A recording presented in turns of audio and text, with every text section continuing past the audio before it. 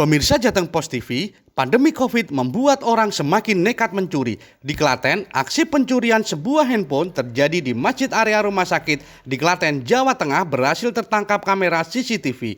Pelaku melancarkan aksinya seorang diri dengan berpura-pura tidur di sebelah korban, lalu menggasak handphone milik korban yang merupakan keluarga pasien rumah sakit saat istirahat. Inilah rekaman kamera CCTV yang dipasang di area Masjid Al-Ikhlas, lingkungan Rumah Sakit Islam Klaten, Jawa Tengah. Dalam rekaman tersebut, pelaku melancarkan aksinya seorang diri saat malam hari. Aksi pelaku dengan ciri memakai jaket dan memakai masker agar wajah pelaku tidak nampak.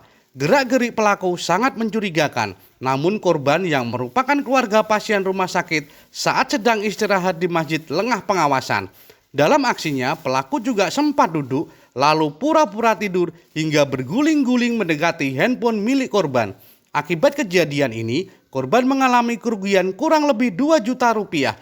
Melihat kejadian tersebut yang sempat diunggah oleh pengurus masjid di media sosial, aparat kepolisian tengah melacak keberadaan pelaku. Petugas menghimbau agar tetap waspada. Itu korban keluarga pasien dari RSI. Di sini sedang ngapain mas korban? Korban di sini kan istirahat, atau mungkin dia dari pasien itu perjalanan dari jauh dari Serpong, mungkin dia kecapean mungkin sampai HP-nya keledor. Akhirnya ada orang yang nakal istilahnya itu yang ambil HP-nya.